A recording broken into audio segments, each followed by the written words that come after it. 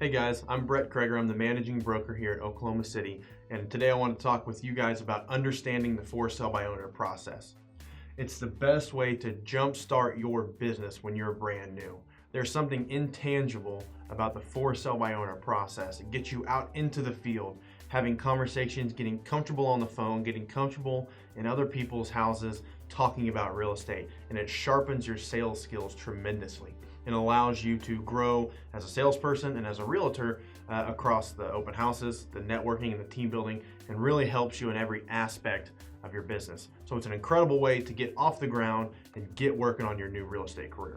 A competitive edge when you're brand new and you're in the marketplace and you're trying to compete for listings with other real estate agents, maybe other agents that have been in the industry for 5, 10, 20 years, and you're able to compete with them and have success because of the edge. And we do that in two ways. We allow you to discount your commission down to 4.5%. That's 1.5% and 3% to the buying agent. And we also allow you to do day-to-day listing agreements. And so there's two major objections that most for sale by owners have, and we address both of these objections. The first one is most of them either don't have the equity or can't afford to pay a realtor. And the second one is most people don't perceive there's any value in a realtor, most for sale by owners. So we address both of those issues. If you don't have the equity or can't afford it, I save you money, thousands of dollars in some instances, by reducing my commission to 4.5. And if you don't perceive that there's any value in what I do, well, then let's do a risk-free trial. You don't owe me any money. If you don't like me, if you don't think I'm doing my job, then you fire me and you don't owe me any money. So two major objections that allow our brand new agents to go out and be competitive and actually compete for listings right off the bat. And one of the reasons that I'm okay discounting my commission on a listing is because I know if I'm trained properly and I do what I'm supposed to be doing, each listing should turn into 3 transactions.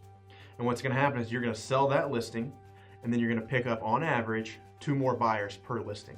Now some listings you're going to pick up 0 buyers, some listings you're going to pick up 5 buyers. But on average you should sell, one listing should equal 3 transactions.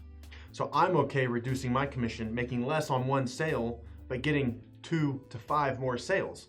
That makes sense for me. It's a business decision. That's why I'm okay discounting my commission to go out and be competitive and get that listing.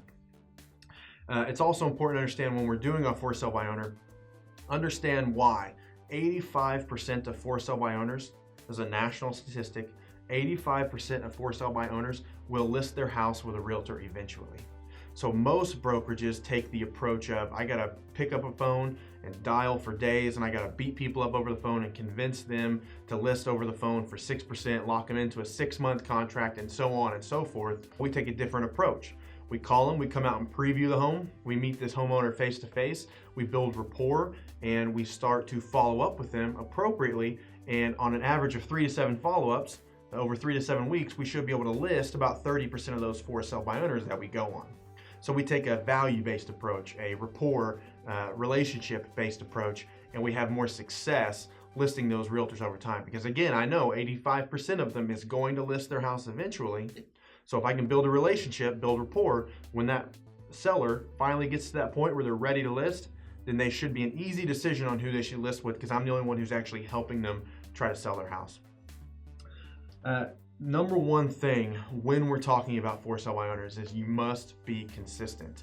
If you've ever heard Steve Burris give his analogy about getting started in real estate is like going up the down escalator. Imagine you getting started in real estate is like you trying to walk up the down escalator. If you take one step now, every now and then, and another step next week, and then another step next week, it's going to keep bringing you back down to the bottom. You must take constant and consistent steps to get to the top of that down escalator. And the same thing applies with for sale by owners.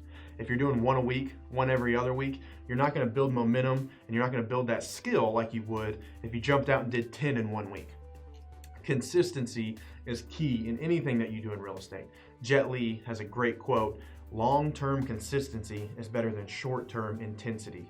I would rather you do 5 a week, 10 a week, than try to do 30 in 1 week and then nothing the next week and then 35 more the next week. You're not going to ever build that momentum, and you're not going to be able to build off your success. So very important to understand consistency is going to be key in getting your career off the ground. And then before I end, I want to recap the for sale by owner mindset, and I want to talk to you about the process a little bit. You have to understand the for sale by owner has listed their house on their own. They've put it on social media. They've put it on maybe actually the MLS or on Facebook. They've put it all these places and they've made a decision in their head, I'm gonna sell this house on my own. They've told their friends and their family and their spouse. They've told all these people and they're dug in on this decision. And what you have to understand is you can't say the right thing to the wrong person, and you can't say the wrong thing to the right person. So if they're not ready to hear your sales pitch, then no matter how good of a salesman you are, you're not gonna convince them to list. But if they've been going through this process for several weeks and they're frustrated and they get to that point like 85% of for sale by owners get to, then when they're ready to hear that sales pitch, it can be the worst pitch in the world and you can fumble through it.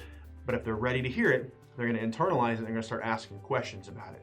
So important to understand, the for sale by owner mindset is if they're not ready to hear it, then it doesn't matter. You have to follow up consistently.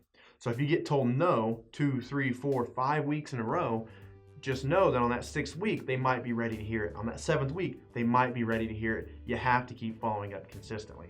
Don't think that just because this person told me no, they're never gonna work with me. No doesn't mean no, it means not right now. Very important to understand. And then the process, we're gonna cover these in the next few videos. First is making the phone call, how to find the for sale by owners, what to say when you get them on the phone, and how to get the appointment. The next video is gonna be what to say when we're in the house, how to take the tour, how to provide value, how to ask questions, what questions to ask, and then the follow-up process, the most important part. You can call 1,000 for sale by owners, but if you don't follow up properly, you're not gonna list any of them. So tune into those next videos, and I hope you enjoy the video. Thanks.